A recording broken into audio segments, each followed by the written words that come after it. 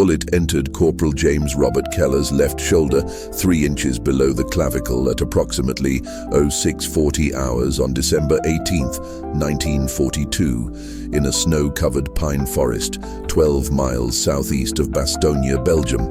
The round tumbled through muscle and scraped bone before exiting near his shoulder blade, leaving a wound channel that burned like heated wire. He dropped behind a fallen oak trunk, his Springfield clattering against frozen bark, his breath coming in short gasps that clouded white in the morning cold. The temperature had been dropping since midnight, down to maybe 15 degrees, and now his blood steamed as it soaked through his field jacket. He pressed his right hand against the entry wound and felt the hot pulse of arterial flow. Not fatal, but bad enough. The shot had come from somewhere northeast, maybe 400 yards out, and whoever fired it knew exactly what they were doing. Keller had been moving between positions when the round found him, a fraction of a second exposed, and that told him everything he needed to know. There was another sniper in these woods, and that sniper was better than most. If this opening punched like a 30-06, prove you're built for it. Hit like, then comment, stay till the last shot. In 1 or 2 hard lines, tell me why you didn't click away when the bullet hit Keller's shoulder. I'll pin the rawest answers and shout out a few in the next chapter. Keller had been in Belgium for 6 weeks. His unit, 2nd Battalion, 503rd Parachute Infantry Regiment, had been dropped near the German border in early November as part of a reconnaissance operation that had gone sideways almost immediately.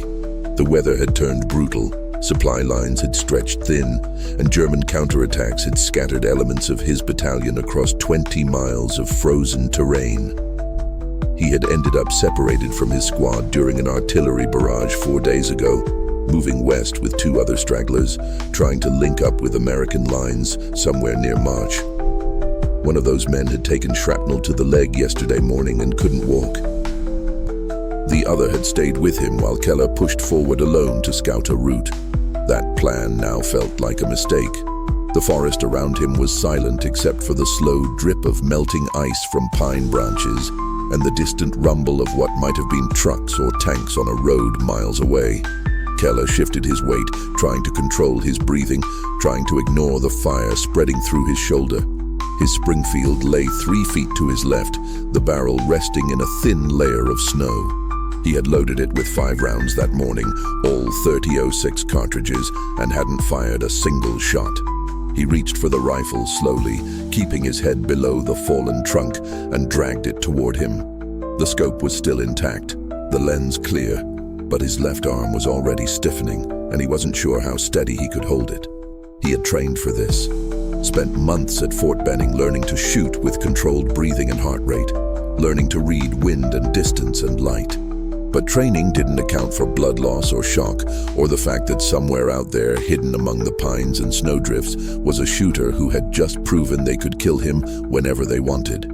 Make the call like you were on that snow line outside Bastogne. Comment shoot or wait, and lay out your firing solution. Distance, wind, cover, and why you'd live with that choice. The most tactical breakdowns get featured. Sloppy thinking gets roasted. Keller was 29 years old. Born in a town outside Amarillo that most people had never heard of. He had grown up hunting mule deer and coyotes on his father's ranch, shooting a Winchester from the time he could hold it steady. He had joined the Army in 1940, 2 years before the war started for America, because ranch work had dried up during the Depression, and the service offered steady pay. He had married a woman named Caroline 3 weeks before shipping overseas, a quiet ceremony in a Baptist church with her family and his mother in attendance. His father had died the previous winter. Caroline wrote him letters every week, and he kept the most recent one folded in his breast pocket, though he hadn't read it in days. She told him about the garden she was planting and the church choir she had joined and how much she missed him. She signed every letter the same way. Come home safe. The blood was slowing now, clotting in the cold, but the pain was getting worse. Keller knew he needed to move, needed to either find cover or take the shot before the German sniper closed the distance. He tilted his head slightly, just enough to scan the tree line through the gap between the trunk and the frozen ground. The forest stretched out in uneven rows. Pines and bare oaks mixed together, their shadows long in the early light. He couldn't see movement, couldn't hear anything that suggested a patrol or a spotter. That was almost worse. It meant the shooter was alone, confident, patient. It meant this was personal. He thought about the men he had killed in the past 6 weeks. There had been 9 confirmed, all at ranges between 200 and 600 yards. Most had been Wehrmacht soldiers moving between positions. A few had been officers he'd spotted through his scope during firefights. He didn't think about them much, not because he felt nothing, but because thinking about them made the job harder. War demanded a kind of distance, a way of seeing the enemy as targets rather than men with families and fears. But lying here with a bullet hole in his shoulder, bleeding into the snow, that distance collapsed. Whoever had shot him was doing the same job Keller did. They were both trying to survive, both trying to win, both carrying the weight of every shot they took. Honor the ones who carried the weight. Drop the name of one veteran in your family, unit, year, if you know it. Hit subscribe so you don't miss part 3, and I'll read a roll of names over the end credits. This channel remembers people, not just battles. The question now was whether Keller could find him before the next bullet came. Whether he could stay conscious long enough to make the shot that mattered. Whether he could do what needed to be done, even with his vision starting to blur and his hands beginning to shake. Because if you're still reading this, you need to know how it ends. You need to know whether James Keller made it out of those woods, whether he found the man who shot him, whether he lived to see Caroline again. The answer isn't simple, and it isn't clean, but it's worth knowing. So stay with this. Stay until the end. Keller counted his heartbeats, feeling each pulse throb against the wound, and tried to think clearly through the fog of pain. The German sniper hadn't taken a second shot, which meant one of 2 things. Either they thought Keller was already dead, or they were repositioning for a better angle. The first option was unlikely. A professional would have confirmed the kill. That left the second, which meant Keller had maybe 2 minutes before the shooter found a clear line of sight. He needed to move, but moving would expose him. He needed to stay still, but staying still meant dying slowly from blood loss or quickly from another bullet. The calculus of survival left no room for hesitation. He pressed his back against the oak trunk and used his good arm to pull himself into a sitting position. The movement sent fresh pain through his shoulder, sharp enough to make his vision tunnel for a moment. He waited for it to pass, then checked the Springfield's chamber. 1 round loaded, 4 more in the internal magazine. The rifle was a 1903A4, modified for sniping with a Weaver 330C scope mounted on the receiver. It was an older weapon, not as advanced as some of the German scopes, but Keller knew it like he knew his own heartbeat. He had zeroed it at 300 yards 2 weeks ago, adjusted for windage and elevation, and it had performed flawlessly in every engagement since. Now he just needed his body to do the same. The forest around him was waking up. Birds called from distant branches, and somewhere to the south he heard the crack of breaking ice, maybe a deer moving through a frozen stream. The sounds were ordinary, almost peaceful, and they reminded him of mornings back in Texas when he would sit in a deer blind with his father, waiting for the sun to burn off the frost. His father had taught him patience, taught him that hunting was 90% stillness and 10% action. The same principles applied here, except the stakes were measured in lives instead of venison. Keller scanned the tree line again, this time moving his eyes slowly across each section, looking for anything out of place. A shadow that didn't match the angle of the sun.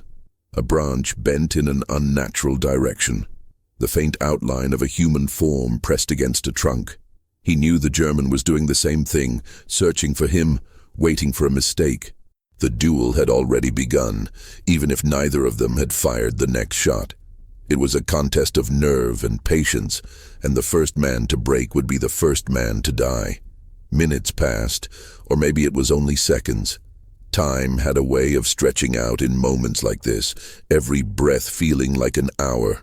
Keller's shoulder was going numb now, which was either a good sign or a very bad one. He flexed his left hand, testing the fingers, and felt only a dull ache. The bullet had probably clipped a nerve. He could still move the arm, but fine motor control was gone. That meant shooting left-handed was out. He would have to brace the Springfield against the trunk and fire right-handed, using the oak for support. It wasn't ideal, but ideal had stopped being an option the moment he got shot. He heard something then, faint but distinct. The soft crunch of a boot on frozen ground, maybe 300 yards to the northeast. The sound came once, then stopped. Keller froze, his breathing shallow, his body pressed against the trunk. He waited. The sound didn't repeat.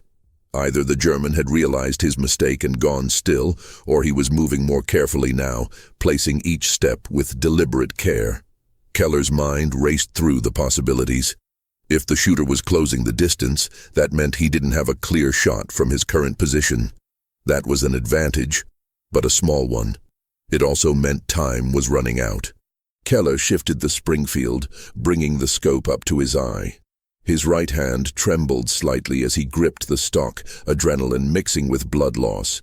He forced his breathing to slow, forced his heart rate down, and began scanning the northeast quadrant of the forest through the glass. The scope brought everything closer, magnified details he couldn't see with the naked eye. He moved the crosshairs slowly across the trees, pausing on anything that looked wrong. A patch of darker snow, the broken stump of a pine, a cluster of branches that seemed too dense. Nothing moved.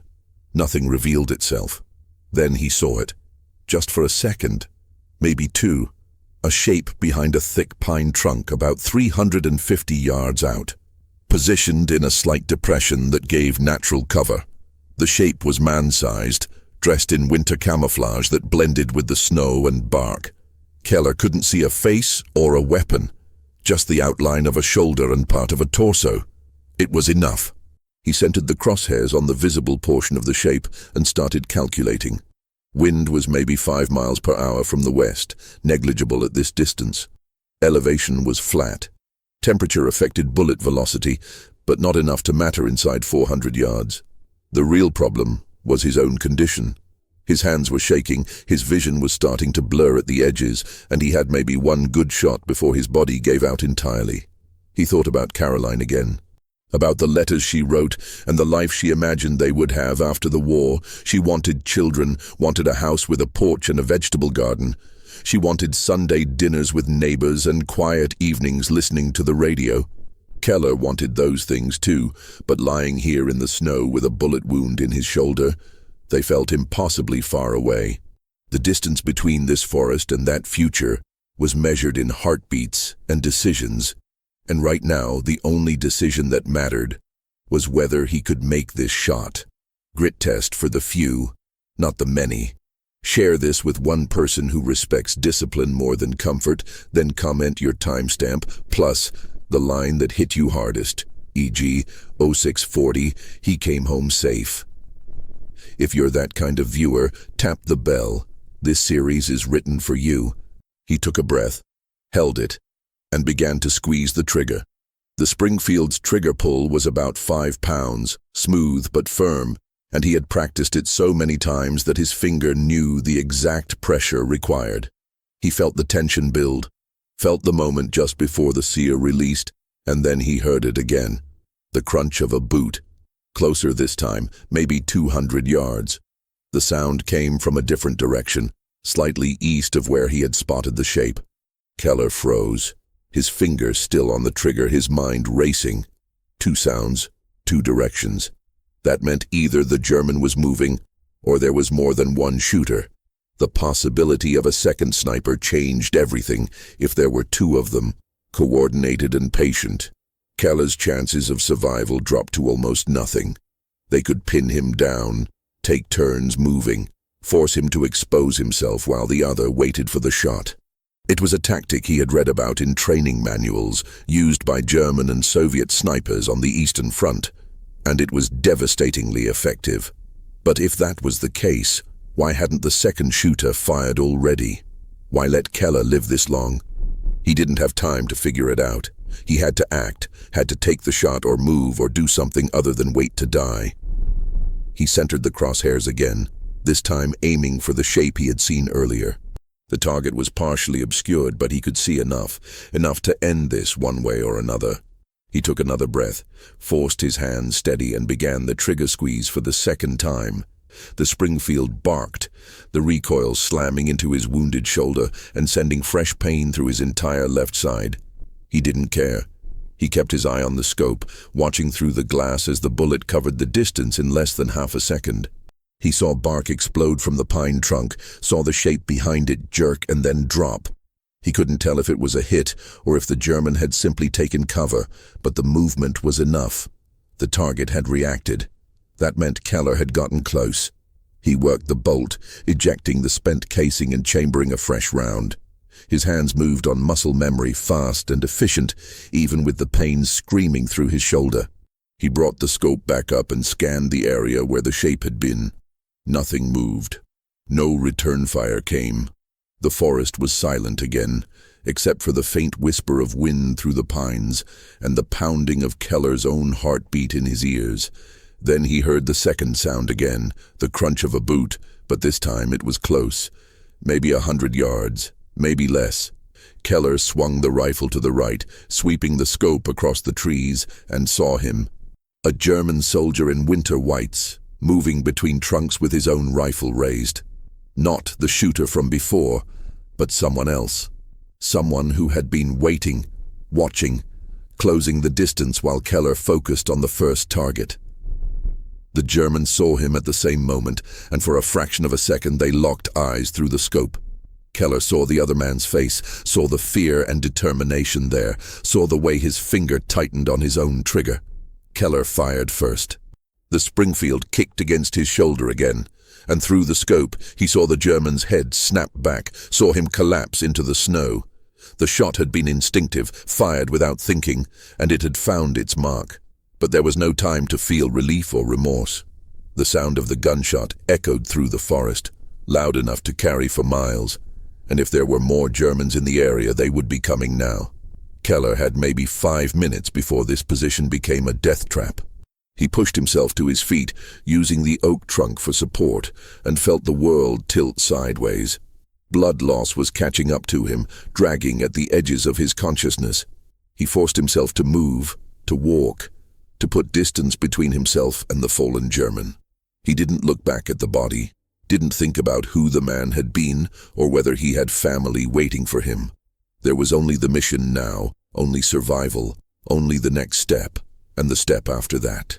He walked west, moving through the trees with the Springfield clutched in his good hand. His left arm hung useless at his side, the shoulder throbbing with every heartbeat. He needed to find water, needed to clean the wound and stop the bleeding. He needed to find his unit, or at least get close enough to American lines that someone would pick him up. But more than anything, he needed to know if the first German was dead.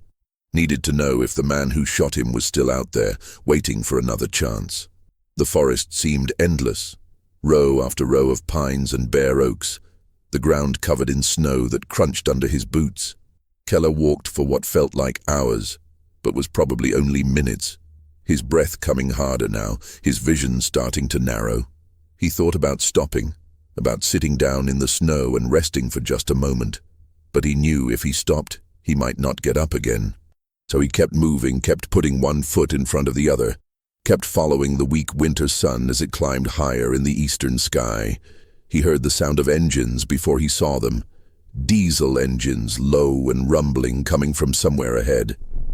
Keller dropped to one knee behind a fallen log and brought the scope up, scanning the direction of the noise. Through the trees he saw movement. Vehicles on a narrow road, maybe 200 yards west.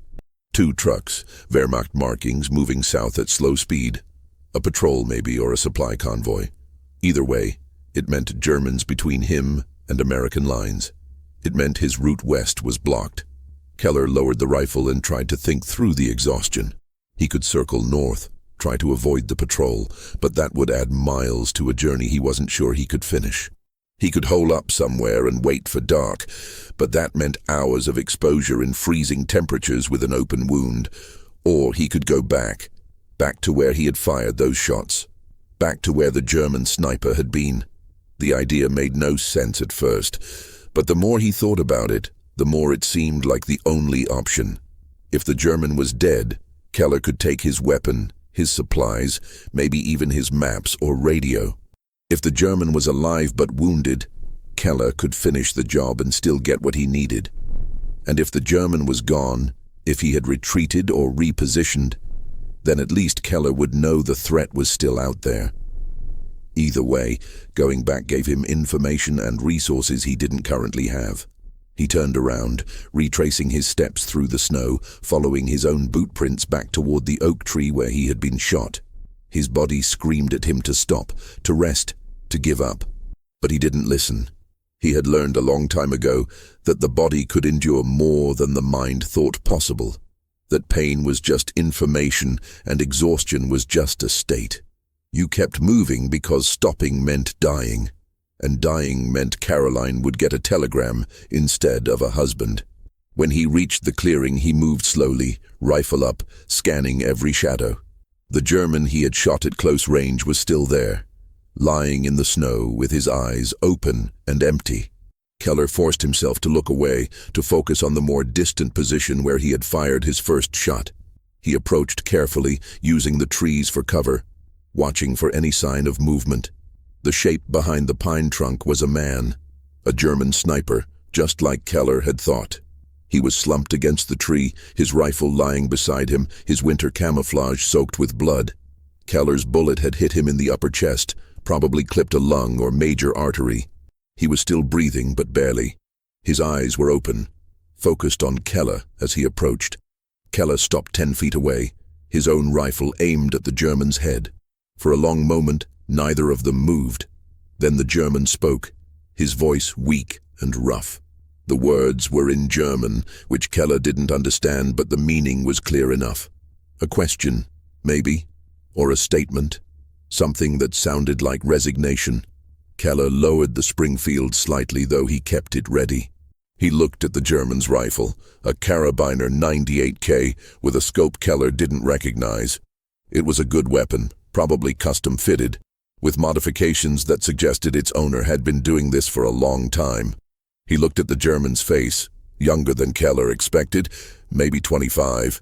He saw the fear there, the same fear he had felt when the bullet hit his own shoulder. And he saw something else. Respect, maybe, or recognition. The acknowledgement that they were both doing the same impossible job, both trying to stay alive in a war that didn't care about them. Keller wanted to say something, wanted to offer some kind of mercy or understanding, but he didn't speak German, and words felt useless anyway. So he just stood there, watching the other man's breathing grow shallower, watching the light fade from his eyes. It took less than a minute. When it was over, Keller knelt and checked the German's gear.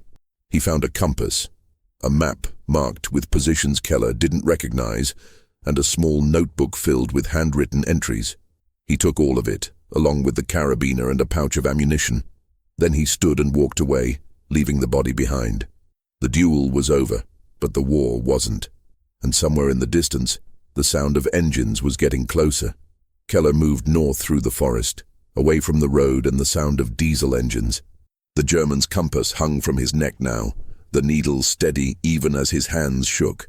His shoulder had stopped bleeding, but the wound throbbed with every step, a deep ache that spread through his chest and down his arm. He had maybe an hour of daylight left, maybe less. The winter sun was already dropping toward the horizon, painting the snow in shades of orange and gray. He needed shelter before dark, needed warmth, needed to survive the night so he could move again at dawn. The carabiner was heavier than his Springfield, the weight unfamiliar in his good hand. He had slung his own rifle across his back, unwilling to leave it behind despite the extra burden. The German's notebook was in his jacket pocket, pressing against Caroline's letter. He hadn't looked at either one. There would be time for that later, if later came. The forest began to thin after another half-mile of walking. Through the trees ahead, Keller saw the outline of a structure, small and dark against the snow. He approached slowly, rifle up, watching for movement. As he got closer, the structure resolved into a stone chapel, maybe 30 feet long and half as wide, with a wooden door and narrow windows. The roof was intact, but the walls showed damage from shelling, cracks running through the stonework like spiderwebs. A small cemetery stretched out behind the chapel, headstones tilted at odd angles, some broken, all covered in snow. Keller circled the building once, checking for tracks or signs of recent activity. He found nothing. The snow around the chapel was undisturbed except for animal prints, probably deer or rabbits. He tested the door and found it unlocked. It opened with a creak that echoed in the empty space beyond. Inside, the chapel was cold and dark, but at least it was shelter. Wooden pews lined both sides of a narrow aisle, and at the far end stood a simple altar with a cross mounted on the wall above it. The cross was iron, old, the kind that had been there for generations. Keller stepped inside and closed the door behind him. The silence was immediate and absolute, broken only by his own breathing and the faint whistle of wind through cracks in the walls. He moved to the front pew and sat down carefully, lowering himself onto the worn wood. The relief of sitting, of not moving, was so profound it almost made him cry. He set the carabiner beside him and closed his eyes just for a moment, just to rest. When he opened them again, the light had changed. The orange glow through the windows was deeper now, almost red. He had dozed off, maybe for minutes, maybe longer. His body felt heavy, distant, like it belonged to someone else. He knew the signs of shock, knew he was running on fumes. But there was work to do before he could sleep properly. He needed to assess the wound, needed to eat if he had any rations left, needed to plan his next move. He shrugged out of his field jacket with slow, careful movements, peeling the fabric away from the blood-stiffened cloth beneath. His shirt was ruined, soaked through with dried blood that had frozen in the cold. He unbuttoned it and pulled it aside, exposing the wound. The entry hole was small and clean, surrounded by bruised flesh that had turned purple and black. The exit wound was larger, ragged, but the bleeding had stopped. He had been lucky. The bullet had missed the major arteries, missed the lung, passed through without fragmenting. It would hurt for weeks, and the shoulder would never be quite right, but he would live. He took the German's canteen from his belt and unscrewed the cap. The water inside was half frozen, but he managed to pour some over the wound, washing away the dried blood. The cold water against raw flesh sent fresh pain through his shoulder, sharp and immediate, but he forced himself to keep going. He tore a strip from his ruined shirt and used it to pack the wound, pressing the cloth against the entry hole and tying it in place with another strip wrapped around his chest. It wasn't proper medical care, but it would have to do. He checked his remaining supplies. 2 K-ration boxes, both unopened. A canteen nearly empty. 4 rounds left for the Springfield. The German's rifle had a full magazine, 5 rounds, and the ammunition pouch held another 20. He also had the German's map, which he spread out on the pew beside him. The map showed the area around Bastogne in detail, with positions marked in pencil. Some of the marks were crossed out, others circled. Keller couldn't read the German annotations, but he recognized the roads and towns. He found his approximate position, maybe 10 miles southeast of where American forces were supposed to be. 10 miles, that might as well have been 100. He opened one of the K-ration boxes and ate without tasting, forcing down crackers and processed cheese and a chocolate bar that was hard as stone. His body needed the calories, needed the fuel. He drank the last of his water and refilled the canteen with snow he scooped from the windowsill, tucking it inside his jacket to melt against his body heat. Then he sat back and stared at the iron cross on the wall. He thought about prayer. He had grown up Baptist, gone to church every Sunday until he joined the army. His mother had taught him to pray before meals and before bed, to ask God for guidance and strength. Caroline prayed too, wrote about it in her letters, asked him to pray for safety and for peace. But Keller hadn't prayed in weeks, maybe months. Not because he had stopped believing, but because prayer felt like asking for special treatment in a war where thousands were dying every day. What made his life worth more than anyone else's? What made his prayers more deserving of an answer? Still, sitting there in that damaged chapel with a bullet hole in his shoulder and darkness coming on. He closed his eyes and spoke to God. He didn't ask for safety or rescue. He just said, "Thank you. Thank you for letting him survive the day. Thank you for giving him the strength to walk this far. Thank you for Caroline, for the life he had waiting back home, for every moment he had been given."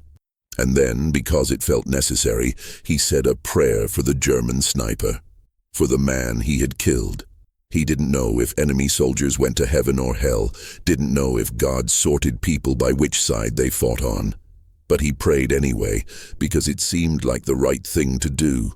When he opened his eyes, the chapel felt different. Quieter, maybe, or just older, like the weight of all the prayers spoken in this place over the years was still hanging in the air.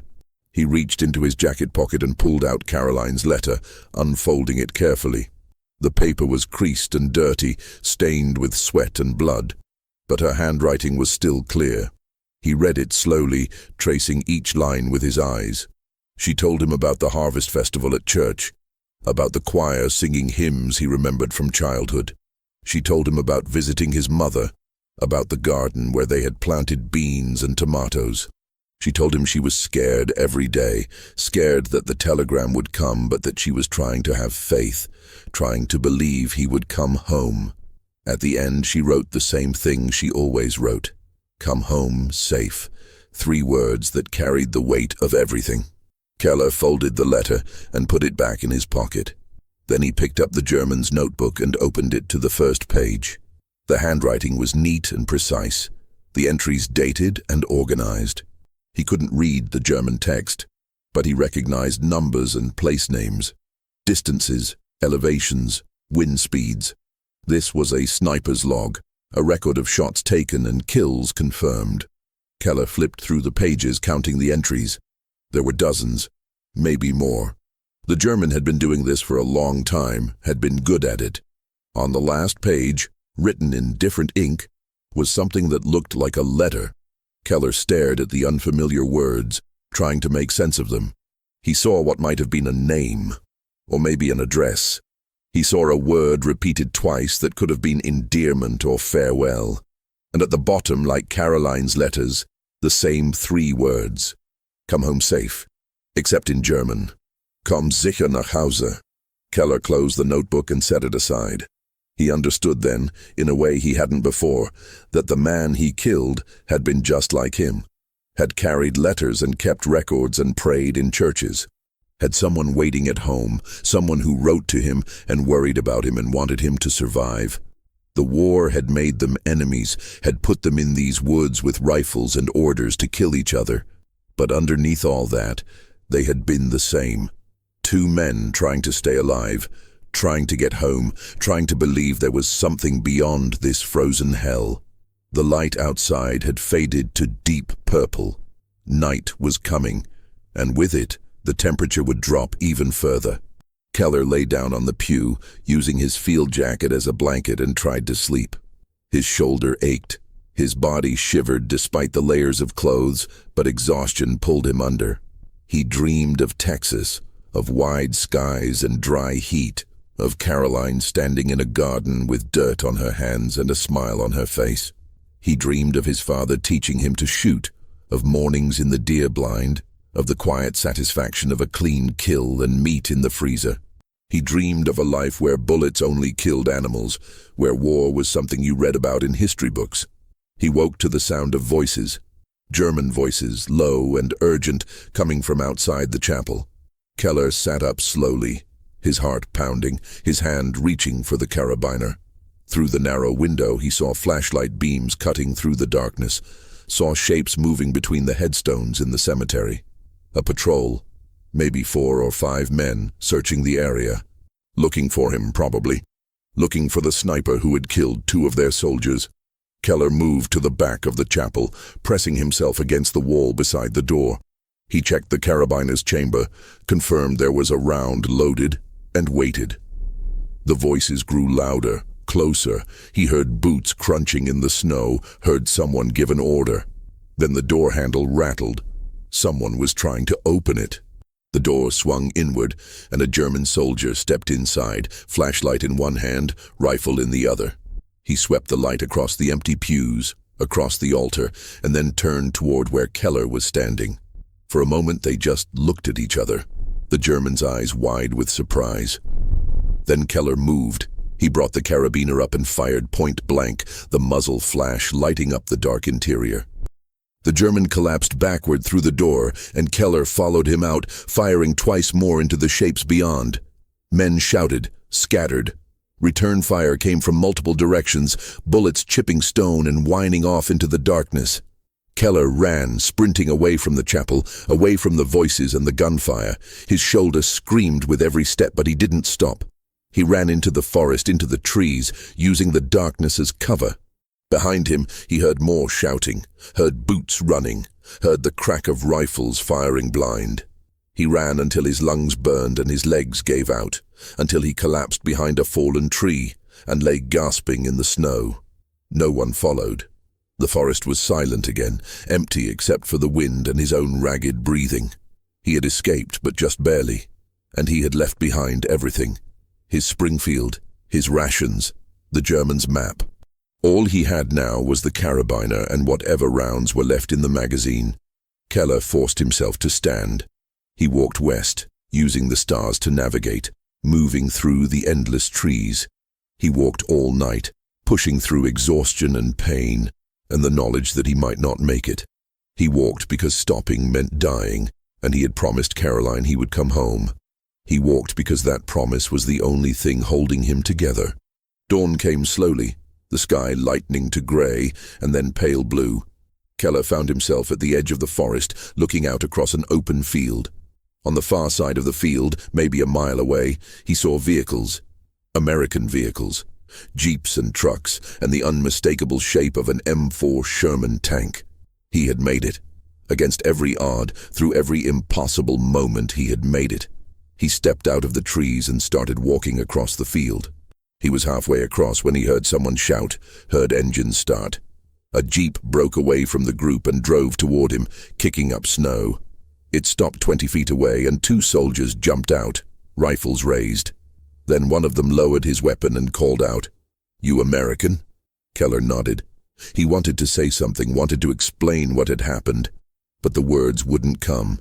He just stood there, swaying on his feet, holding the German rifle. The soldiers came forward, saw the blood on his jacket, saw the state he was in. They caught him as he fell, lowered him gently to the ground. One of them was talking, asking questions, but the words sounded distant and strange. Keller closed his eyes and thought about Caroline, about gardens and church choirs and Sunday dinners, about coming home safe. The last thing he remembered before the darkness took him was the feeling of hands lifting him into the jeep, and the sound of the engine carrying him away from the forest, away from the war, toward whatever came next. 3 months later, after the hospitals and the recovery and the long journey home, Corporal James Robert Keller stood in a Baptist church outside Amarillo and watched Caroline walk down the aisle toward him. She wore a simple white dress and carried wildflowers. Her eyes were red from crying, but she was smiling. The church was full of family and friends, people who had prayed for him and waited with her. The preacher said words about love and commitment and God's grace. Keller said yes when asked. He slipped the ring on Caroline's finger and kissed her while everyone applauded. But later, alone in their small house, when she asked him about the war and what he had seen, he didn't know how to answer.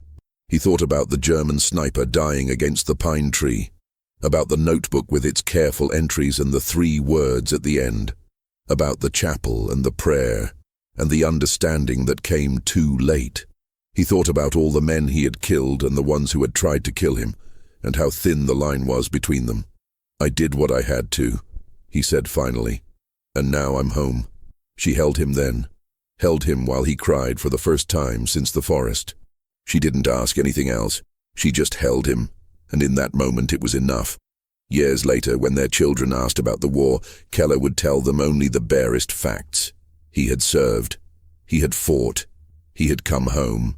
The rest, the weight of it, he carried alone.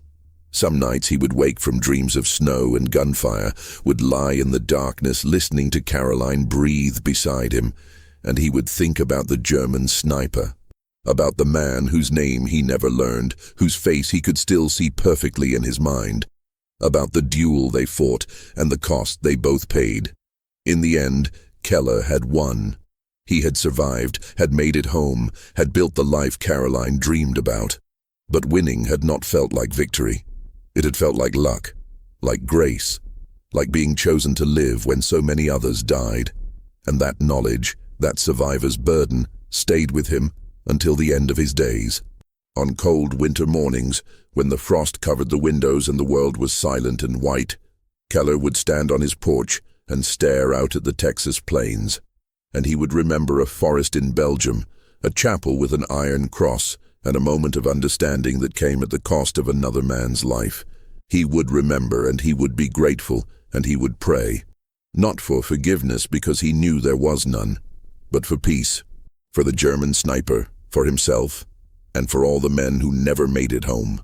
The war had made him a killer, but it had also shown him the fragile, precious nature of life, how easily it could be taken, how desperately it should be protected, and that lesson, hard-won and blood-bought, was the only thing he ever brought back from those frozen woods that was worth keeping.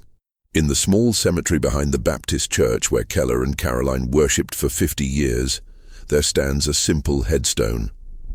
James Robert Keller, it reads, "Beloved husband, father, and grandfather." Beneath those words, carved at Caroline's request after he died peacefully in his sleep at age 83, is a single line: "He came home safe."